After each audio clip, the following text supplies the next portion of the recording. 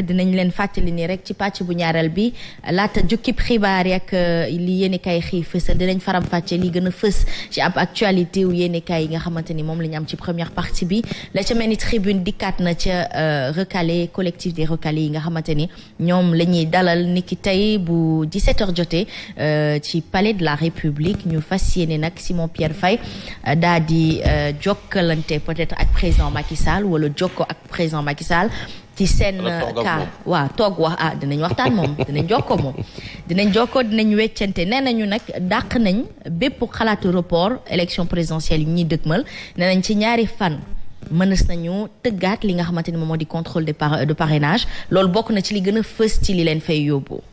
oui mais nañu xool d'abord toog bi parce qu'on parle d'audience en fait d'audience c'est une délégation certainement où tous les recalés parce que ce ne sera pas tout le monde parce qu'on a déjà entendu certains ñi nga xam ne ñoom nee nañu duñ dem ñeneen ñi sax nee nañu nañ leen kàccat ci lépp luy mën a tukkee ci compromission voilà donc ça c'est clair mais au moins ñu rafetlu leen mooy après la saisine de ces candidats recalés que le président de la République ait accepté toog ak ñoom waxtaan au moins ça et pour man c'est une suite logique de cette missive que ces candidats avaient envoyé la semaine dernière parce que quoi qu'on dise même bu doon benn Sénégalais interpeller président de la République daf ko war a mën a bàyyi xel et j'avais dit ici que le président devrait prêter une oreille attentive à ce que disent ces recalés surtout bàyyi xel ci missive bi nga xam ne bind nañ ko muy ab bataaxel et donc bu dee dialogue boobu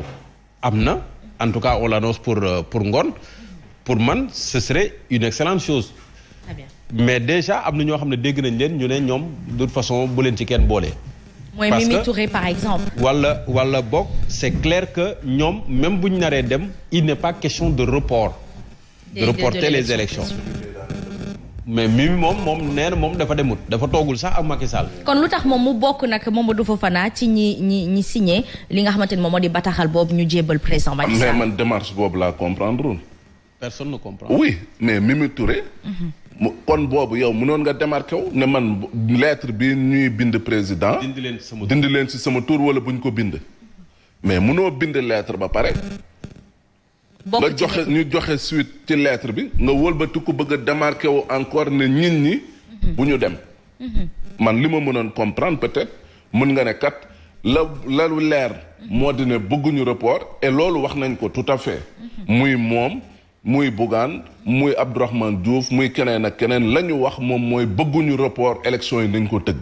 loolu c'est clair et ils ont été formels là-dessus. maintenant quand tu as rencontré le président bu fekkee ne bind nga lettre ba mu jox la suite mais peut-être mun nga ne kat ñun de xaj na ne lii nañu bëggoon ci li nga xam ne moom nañuy laaj président de la République. dañ ñoo jàpp ne dafa am injustice buñ ñu teg.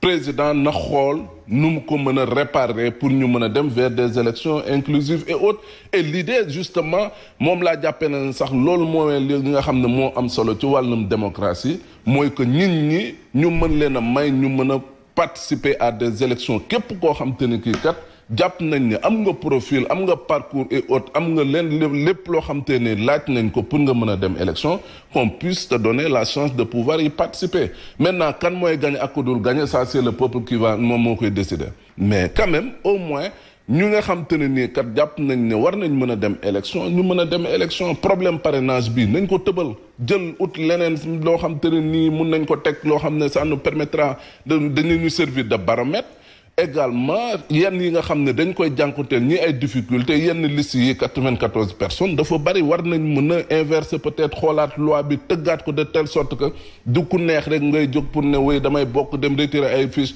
bañ la woowee demoo sax déposer li nga xam ne moom mooy caution. Fabrice Nguema ñoom bu ñu sibee li nga xamante ni moom moo di report élection bu ñuy dëgmal nee nañu ñoom xalaatuñu ko nanguwuñu ko itam kon naka la ñuy mën a àgg ci li nga xamante ni moom moo di consensus parce que bu fekkee ni ñoom. bëgg nañ tëggaat contrôle parrainage bi ña jot a jàll est-ce que d'accord nañ ci loolu est-ce que arrangé na leen est-ce que dinañ ko nangu. en tout cas ñoom ñoo war a expliquer exactement lan mooy c'est waa démarche mais une chose est sûre yéen et par rapport à Mimi Touré c'est elle qui a initié cette lettre-là moo ko initié elle est l'initiatrice de la lettre bon les gars, écrivons une lettre au président de la République pour ceci, cela, ceci. Ouais, ça, ouais, venez, on discute. Mais ce que tu as écrit dans la lettre, va le dire au président en face. Wala moom dafa ragal président. Wala elle a peur de quelque chose. Dafa tiit wala. Mais quel est le problème? Mais le président mais c'est le président de tout le monde. Est-ce que maintenant, s'il y a un problème personnel, qu'on est en train de vouloir transvaser dans un combat légitime, parce que Boundiaï Cissé Warnoko, que Nyom Sen requête, c'est légitime. Il l'a dit, légitime. Là, maintenant, il y a un problème.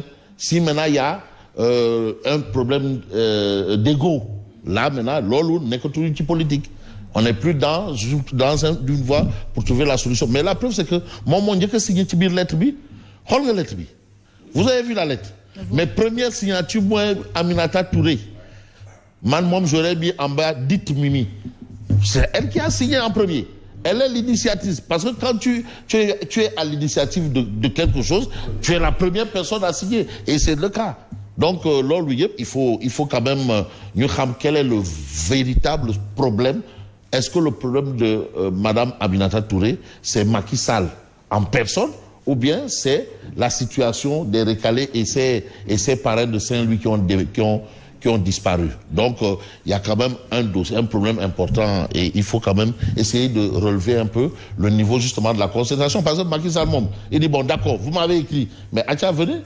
On va discuter. léegi loolu ndax dialogue mën nañ ko woowee dialogue Simon Pierre Faye ndax loolu est-ce que jokkoo ak Macky Sall lay doon wala. peut-être baatu dialogue dina xaw a diis. mais au moins une concertation. Au moins une concertation et oui benn la mais je m'explique. Allez-y. Parce que dialogue pour moi ce serait très lourd. Parce que déjà gis nga dialogue bi nga xam ne entamé woon nañ ko. Ce dialogue politique que Macky Sall avait initié au palais, ce dialogue a duré 1 mois. Au moins.